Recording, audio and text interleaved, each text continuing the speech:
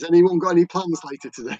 Look at punchlinegloucester.com. Punchline talks the business breakfast briefers. I'm Mark Owen, and each week I invite a panel of business experts to review the morning newspapers, find out what's happened in their own individual business and their own individual business sectors, and finally what's caught their eye in this week's Punchline. But before I start, I just want to thank our fantastic sponsors, Hazelwood's Accountants and Business Advisors, and we really couldn't do the show without them.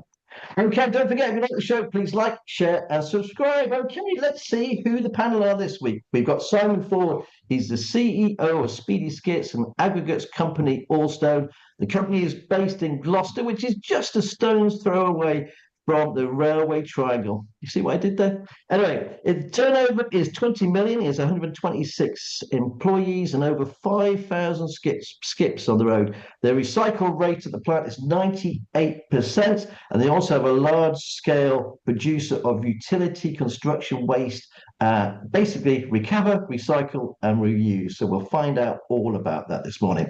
We have Mark Cummings. He's the ex-BBC Radio Gloucestershire business breakfast presenter. Well, not just business, but everything. He's a journalist, presenter, reporter, quizmaster. He's a Yorkshireman. He's a love of the county, and now he's an author. Not he's awful. He is awful, but it is a travel. He's an author. Here's his book because he keeps flogging it everywhere. His book, first book, Glorious Gloucestershire, has been rolling it out at book fairs and festivals, so we find out how it's gone, how well sales, what the sales figures are. I'd really like to know about that, Mark, and what he's doing next. We've got John McGinty, he's the Chief Executive of Gloucester City Council, responsible for the budget of 15 million, over 250 staff.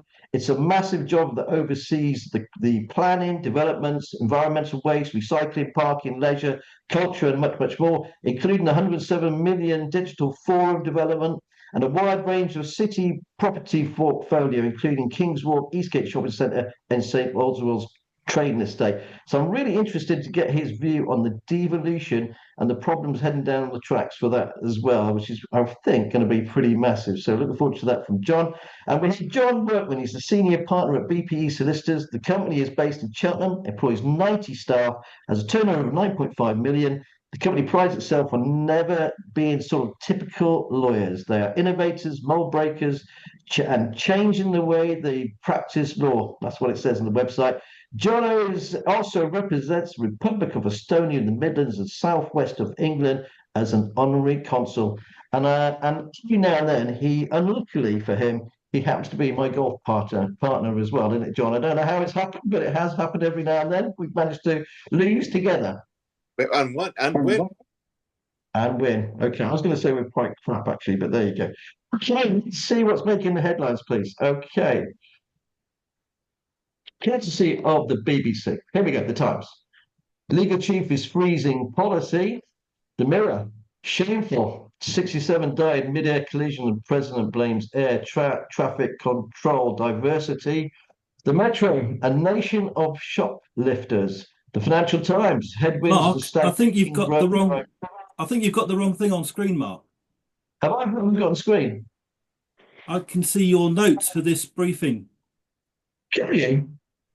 No. Okay, that's very kind of you, mate. Let me stop that.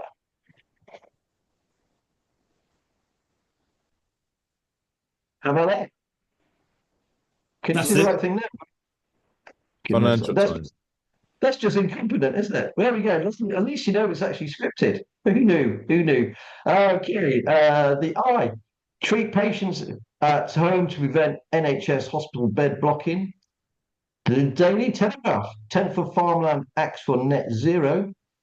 The Guardian. Watchdog women face an epidemic of violence. The Daily Express. We need people who believe in Brexit.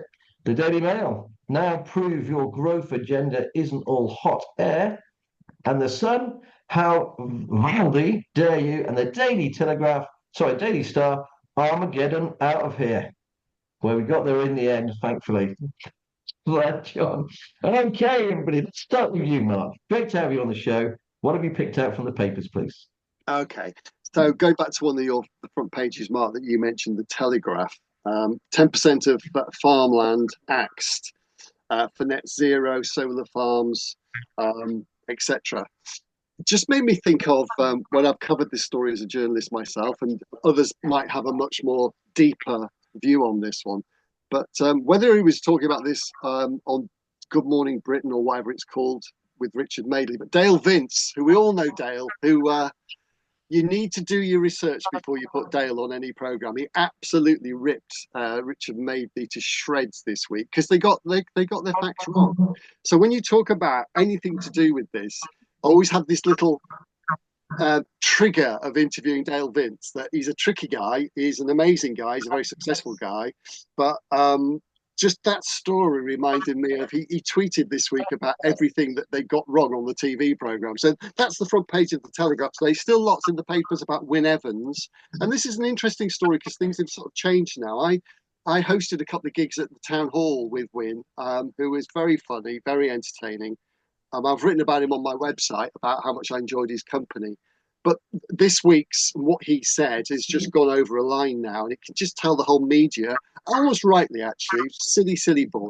But that's in the papers an awful lot. I had lunch with Nick Gazzard yesterday, and I'm going to be one of the ambassadors for the Holy Gazzard Trust. And it was lovely just to take a bit of time out with Nick Gazzard this week.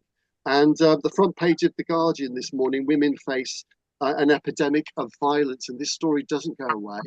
And we all know Nick and what he's done, and of course he's got his honour coming up very soon. But it was a real joy to be with Nick this week, and I'm really thrilled to be hopefully helping them out as an ambassador. One final one, Mark. I picked up the Gloucester Gloss Standard this morning, and it's Yorkshire Day on Sunday, and there's a Yorkshire pudding eating competition at Teatro in Cirencester. And there's a quote from one of their new judges, so I just need to check the quote is true, if you don't mind. It says here, one of the new judges for 2025 will be Mark Cummings, apparently. Author of Glorious Gloucestershire. Apparently there's a book out that's doing rather well. It says he's originally from Yorkshire City of Leeds, and he's looking forward to it.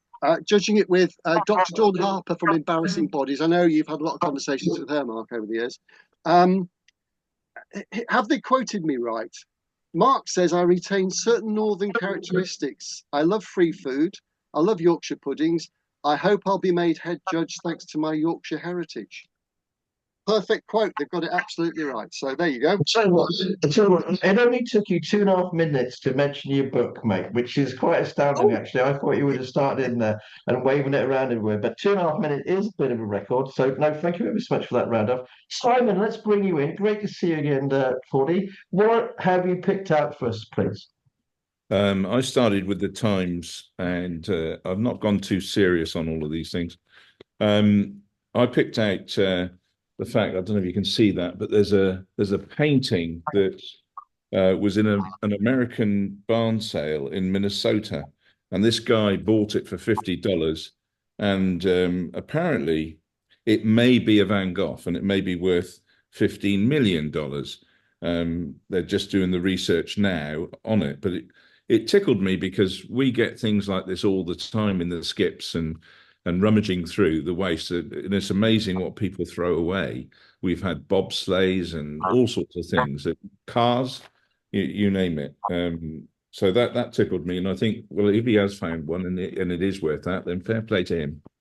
You know, that's a nice, productive story. And another one that tickled me as well was in the Times as well, which was when Harry met Sally, that famous sex scene, if you like, or whatever you want to call it. They've just recreated that scene in the same restaurant for Hellman's mayonnaise as a marketing sort of ploy, advertising. I thought that was good. Then picking up on, I think one of your papers had it as a headline. So all these things that we're talking about would probably mean nothing, because apparently there's an asteroid going to hit the Earth in 2032 and completely wipe us out. 100-meter wide asteroid has triggered global planetary defense procedures for the first time after observations revealed a chance it may collide with the Earth in 2032. Asteroid 2024 YR4, apparently. So that's the one we've got to watch out for. Well, maybe old Musk knows more than we do. That's why he's building all these rockets and stuff to go to Mars. Who knows? Yeah, thanks. So that was the three things that I picked out for you from the newspapers this morning. Okay, thanks ever so much for that, Simon. John, let's bring you in. Great to see you. What have you picked out from the papers for us, please, mate? Well, there's a bit of a death theme. Two really effectively obituaries. First being Marianne Faithfull, who very sadly died yesterday. Just reading her obituary. I mean, obviously, I'm an age to know who it was from the first time around. Possibly not at the age to appreciate everything she was the first time round, but yeah, what a survivor! I mean, a life story.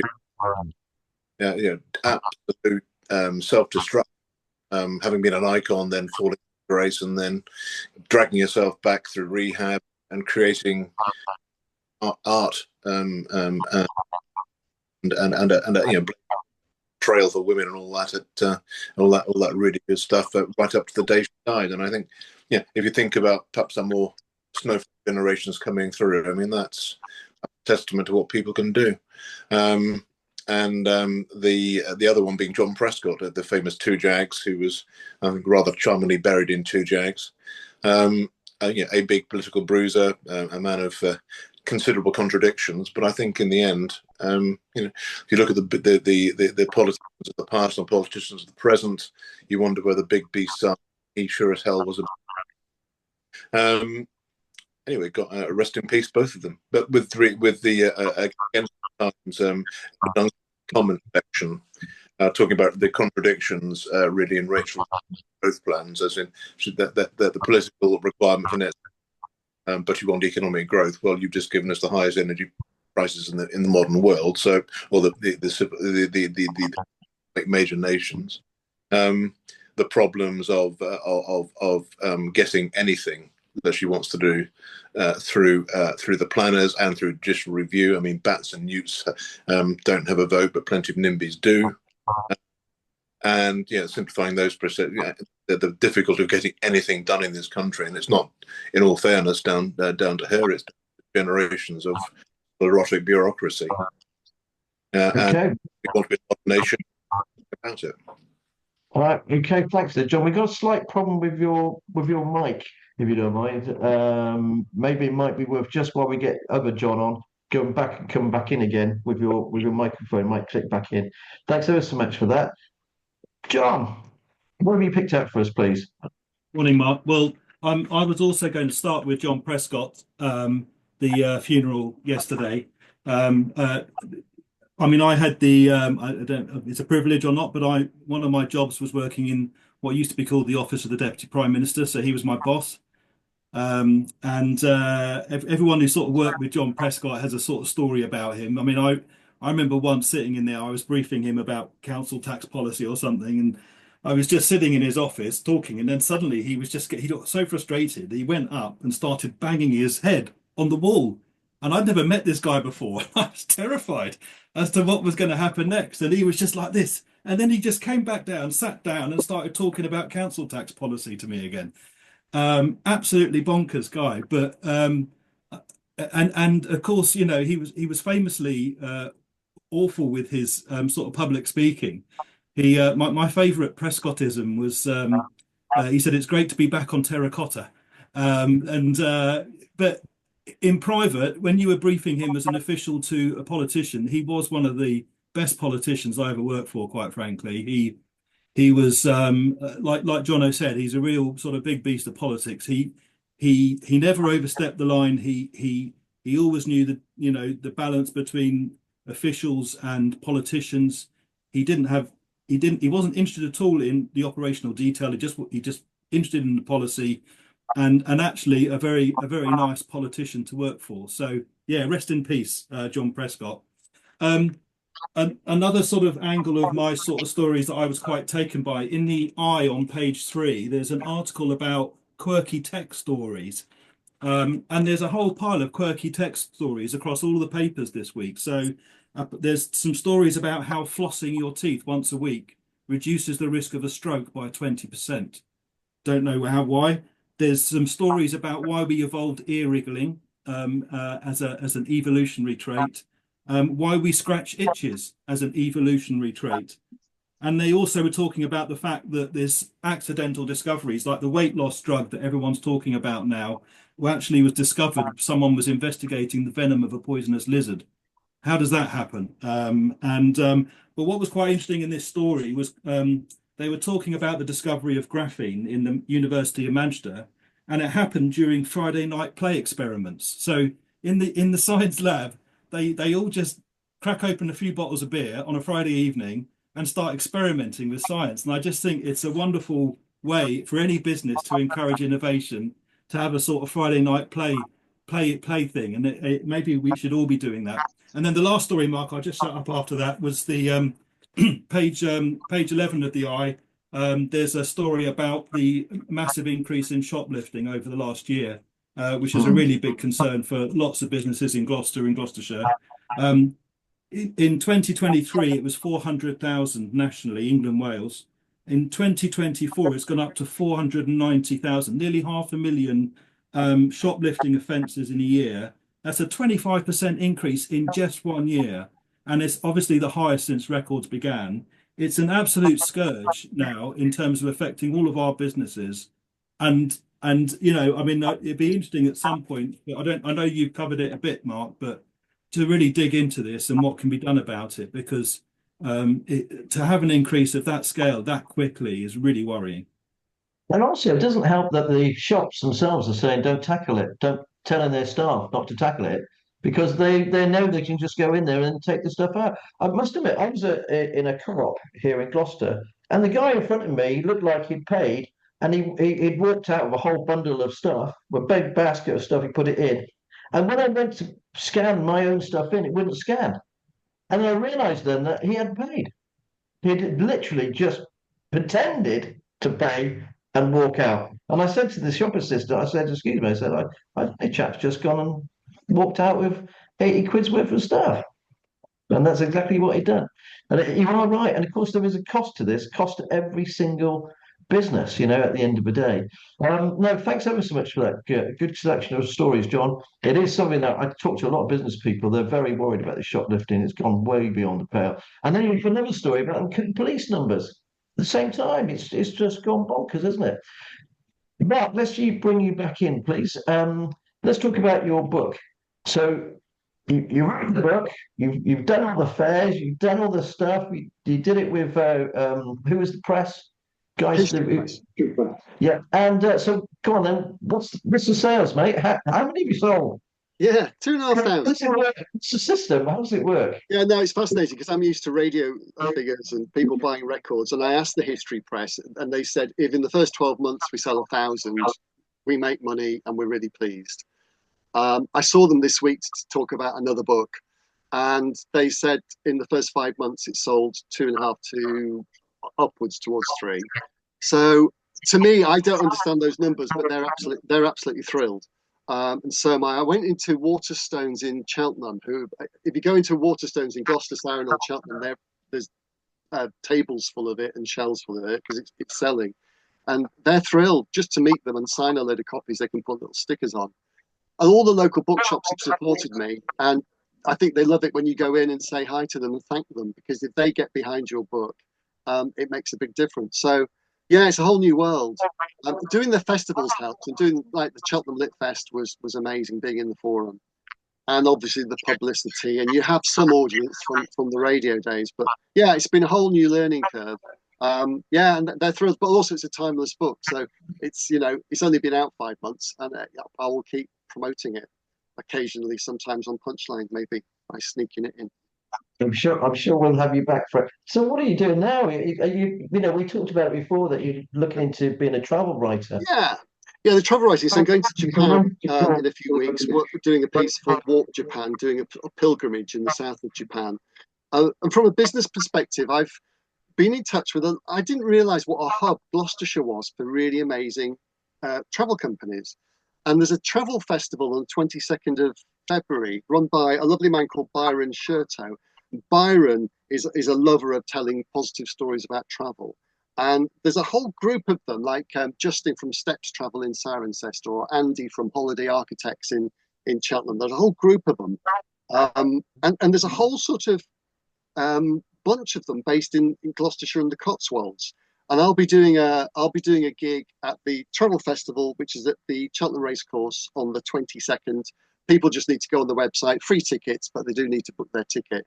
And it's all about holiday adventures and stuff. So I'll be doing a little bit about how my book is also for the travel market. My book is for people in Gloucestershire, but also for tourists, because it's full of amazing nuggets you can't get on the internet.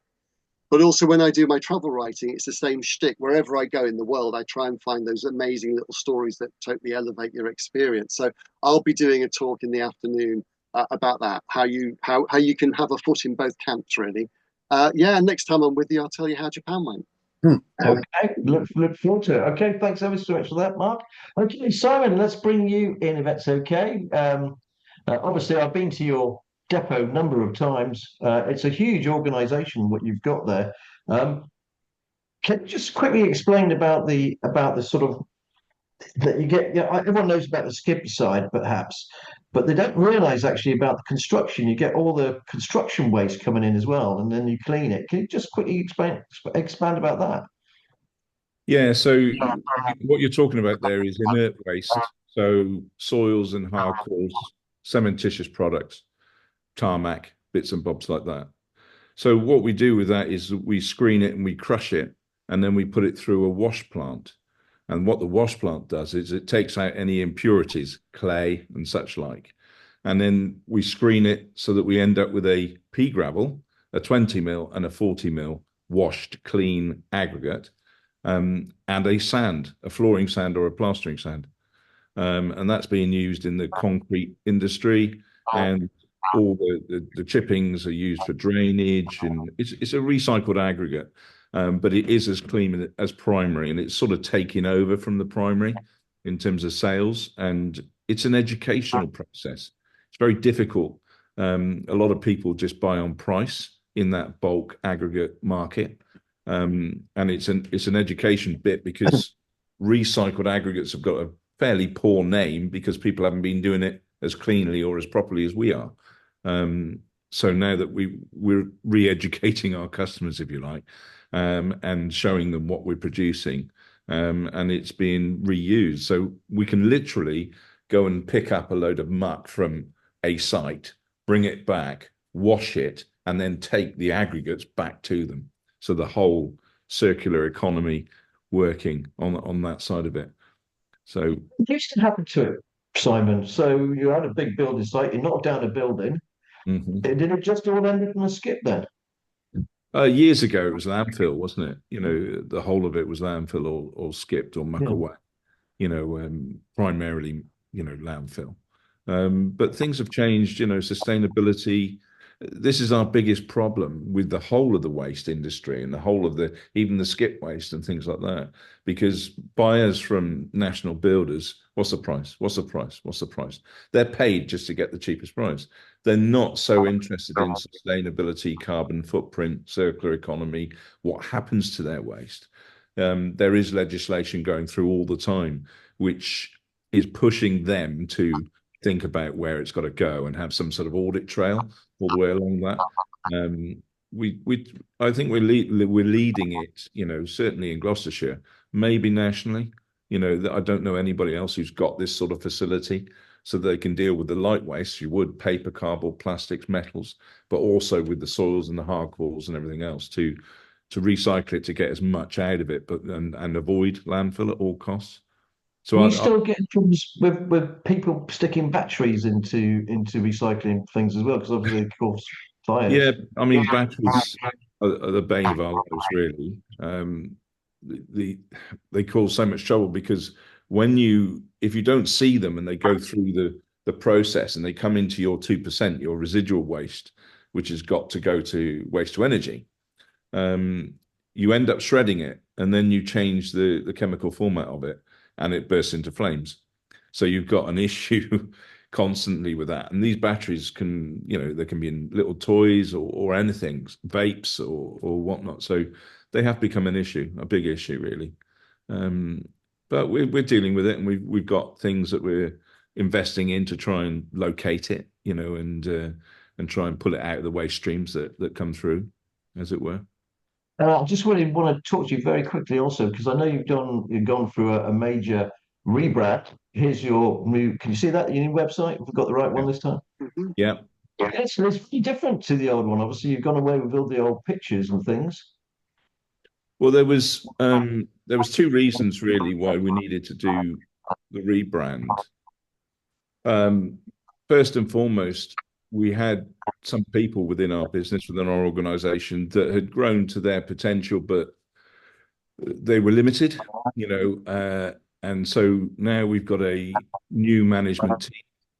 Rowan Elliott is our MD. I think he's been on your business breakfast briefers.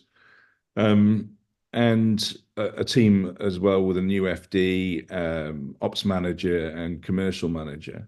So we've got a really professional team that are very, very good.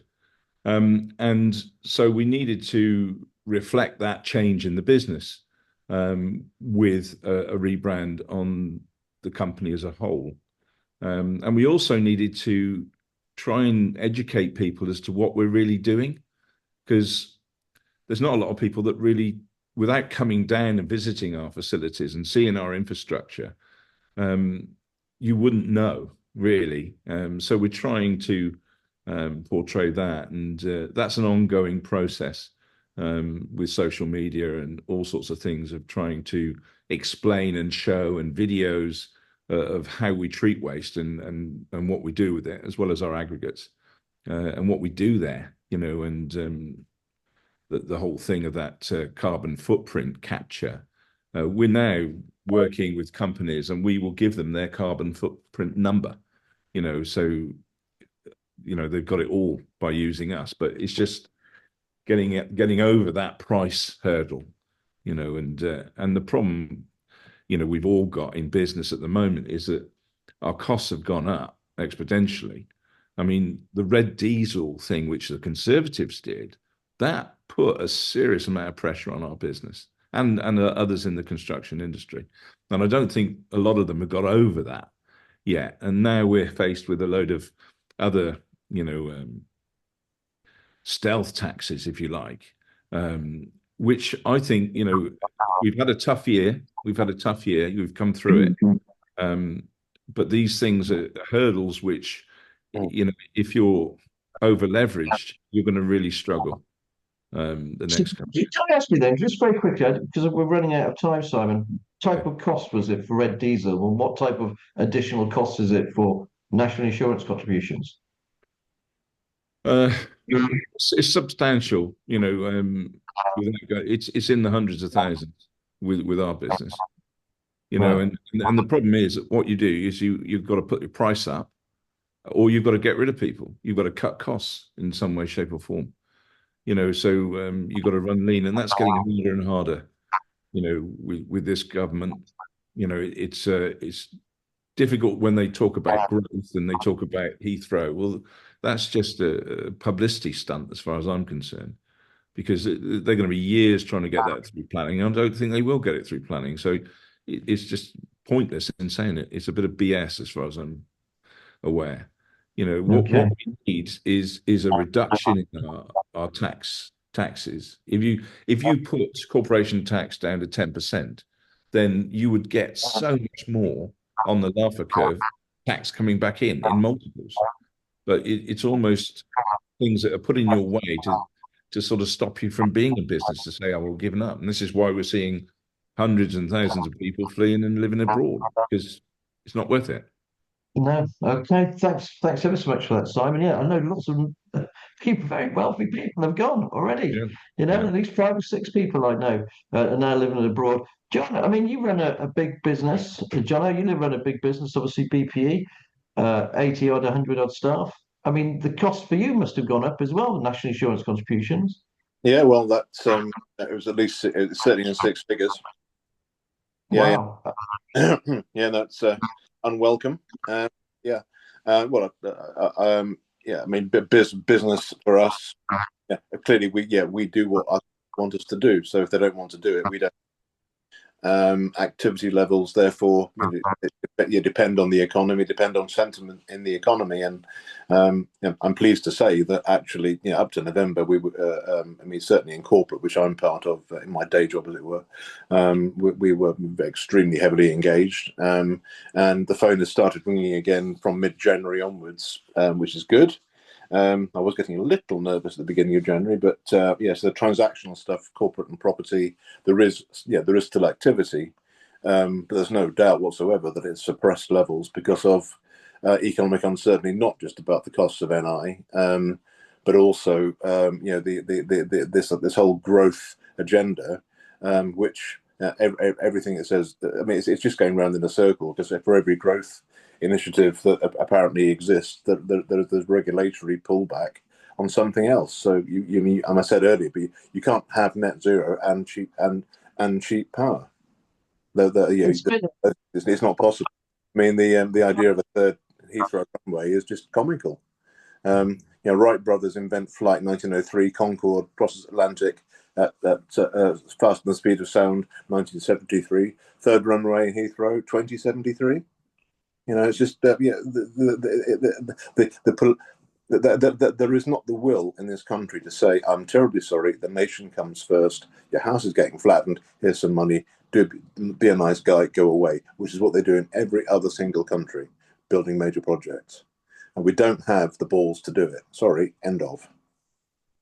It's true, and it's not just the national insurance contributions and everything else. There seems to be a blockage. I mean, I was talking to David Jones from Evans Jones about this biodiversity net gain, which is what was alluded on the front page of the Times today, isn't it? I mean, it seems absolutely crazy. Are you having problems there as well, deal with that kind of stuff on the business front? Well, strictly speaking, but certainly clients do. But any client building anything, any client who's investing in things being built, going to have to face all those regulatory hurdles and on costs. I mean, we have gone. There is a saying in India which is that the British invented bureaucracy, the Indians perfected it. If you've been to India, you know what that's like. Well, I'm terribly sorry, but we've reinvented it, and we have created layer upon layer upon layer upon layer upon layer of legislation. And the one thing that we were supposed to get out of Brexit was deregulation. Well, that's a joke. Whether you're for or against Brexit, you can only possibly think, well, whatever the benefits were supposed to be, we ain't got them. Yeah, no, and I couldn't agree with you more. I'm sure everybody else on the panel would as well. Thanks ever so much for that, John. We are kind of running short of time, and I want to make sure everyone gets a say. So, John, great to have you on here as well, John McGinty. John, I'd like to talk to you about devolution, actually.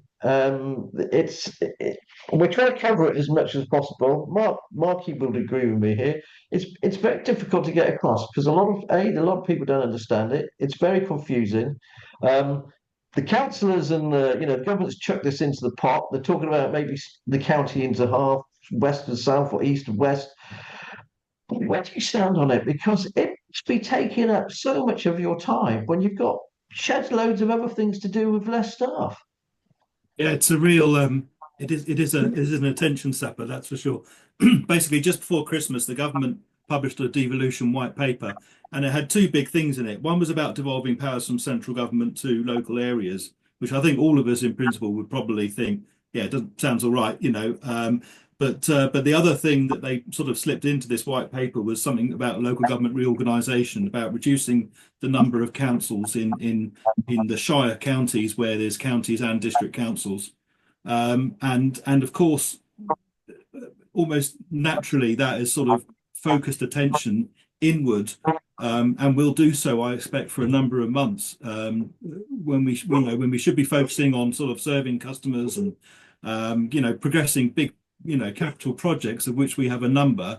There is a lot of political attention on should we be one council, two councils, three councils, all of that stuff. So it does sap time and attention, which is a shame. And the thing about Gloucester at the moment, there are some good things. Let's focus on the positives as well. You and I were both at the forum the other day, the £107 million red brick building, with the fast house. What was your take on it? I was gobsmacked. I mean, I've been up and down that building as a construction site with my hard hat on, standing staring out of these sort of concrete slabs, thinking this looks great. And then when you actually see it as a fitted out office, as Fasthosts have done, they fitted it out beautifully. The views across over and above the station to the hills are just stunning. I couldn't. That corner room we started in was just amazing. And of course, it links into the footbridge between the two forum buildings, and which, when you come out of the station, still beautifully frames the cathedral in the background behind the bridge. And it's one of the few planning applications I think I've ever seen where the reality has matched the artistic design in the planning application. It's going to be an amazing building where we're having some very exciting conversations about future lettings, and Fasthosts have done a great job in what they've done so far. And being an innovation company as well, it fits the bill perfectly, doesn't it? It does. I mean, we call it the digital forum, and it's got some of the best sort of digital kit you could ever hope to have in an office space. And Gloucester's sort of long lacked that sort of grade A office space. We've now got it, and we're really exciting times. And again, that's one of the things that you sort of worry about under devolution was, and this is something that my leader Jeremy Hilton has expressed is when you're in a county council, you're dealing with all those pressures about how do you fund adult social care, all of that stuff. We're in the district council, we didn't have those pressures, and so we did something very ambitious in sort of spending £100 million plus on the forum with some government grant funding. And Jeremy has posed the question: would when you've got a £40 million, £20 million deficit on adult social care every year, would you be bold enough to do a project like that? Well, the chance in hand. To be fair, one thing I've got to say: that railway station has got to go. Something's got to be done with that. You can't walk out of the railway station, and you've got this beautiful building there, which is, you are right in seeing the cathedral, wonderful cathedral, and then on the right of it, you've got this big bag of shit sitting. Excuse me, big bag of poo sitting on the side of it, John. The station hotel, you mean? Yes. Yeah. I mean, it's got a marketing board on the window. So I do hope that someone takes advantage of that. I mean, it's a great location to have a little pub hotel. So hopefully someone will take that opportunity and do something with it. It's a bit of an eyesore. Okay. Well, thanks ever so much. I'm sure you've got a cunning plan there somewhere. Okay. We're running out of time, guys. We've got literally minutes left. So I'm going to go round. What's your pick of the punchlines, everybody? Okay, start with you, Mark. What have you picked out from this week's punchline, please? Very quickly, though. Okay, very quickly. John Burton Race has joined the Nook on 5 as executive head chef. I used to see him on TV, quite an edgy character, but very entertaining on TV. I forgot he was in the jungle. I'm just intrigued to know whether he's there every day. Is it? I'm just intrigued how that whole works when you get a sort of celebrity chef as the head chef. Are they there every single day, or do they just devise the menu? But a really interesting piece about John Burton Race in Punchline. Okay, thanks very much. Simon, what have you picked out from us, please, from this week's punch? Is that me? Sorry. Yes, Simon, yeah. Yeah, no, I did pick out that John Burton Race, but I've just thought about another one that I saw in there, which was Jason Wadley Aqua Construction. They repurposed and rebuilt, I think it was Humar House, and did a great job there for homeless adults. Am I all right with that, or children? Yeah. So I picked that out, and I thought that was just fantastic what they did and what they achieved. Yeah, and great company, linked with Gloucester City Homes as well. Just a quick one on LinkedIn. The 1 millionth backhoe loader has just come off the production line in Staffordshire for JCB. So that was another thing. So. Okay, thanks so much. Jono, what have you picked out, please? Well, apart from new nickname, I wasn't expecting.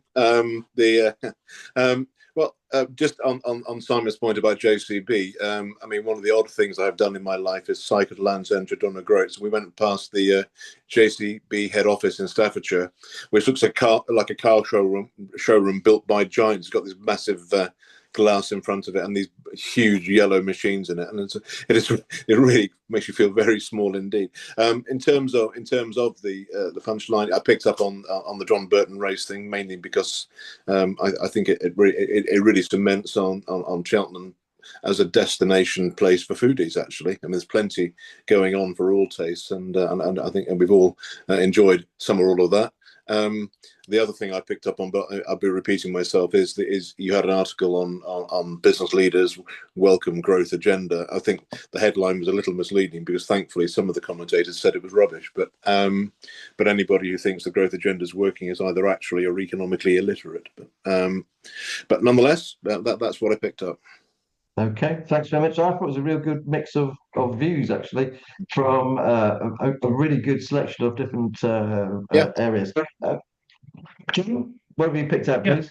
I mean, just on the aqua construction point, I mean, we've been a bit down about growth and future prospects this morning, but could I just say they got that through within 18 months, they got that through planning and constructed it and opened it. So you can do projects quickly in this county and in this country, and we shouldn't all be too down on bureaucracy and all of that stuff. Anyway, but the story I picked out of Punchline was WH Smith's. 85% of their profits come from their travel business. Oh my goodness! And there's your opportunity, Mark. If you're going into the travel writing business, go and make mates with WH Smith. 75% of their revenue comes from airports, train and service stations. So I was really staggered at where Smith's money came from. It's not from the old stuff anymore. No, it's not. No, my wife used to be a book buyer for Smith's, and if you think about the psychology of when you're at an airport, how much money you spend, you've got spending money. So the psychology of what you shop at a Smith's at an airport is completely different. Jo my wife was a book buyer for them, and she said that, and then the way they place things, the way they entice you, and we've all done it, haven't we? We've all gone in there, and you've got that, and you got that. So yeah, it actually doesn't surprise me, but it is interesting psychology of the consumer. I'd say what would surprise me, well, I went to Heathrow to go to Sardinia on summer holiday, and you're sitting there signing your book, mate. That'd be a bit too much. Anyway, actually, that's all we've got time for today. I'd just like my fantastic panel for taking part. All of you for watching the show. If you like the show, please like, share, and subscribe. And we'll be back again next week. Don't forget, if you enjoy the show, we'll be back. Thank you. Bye.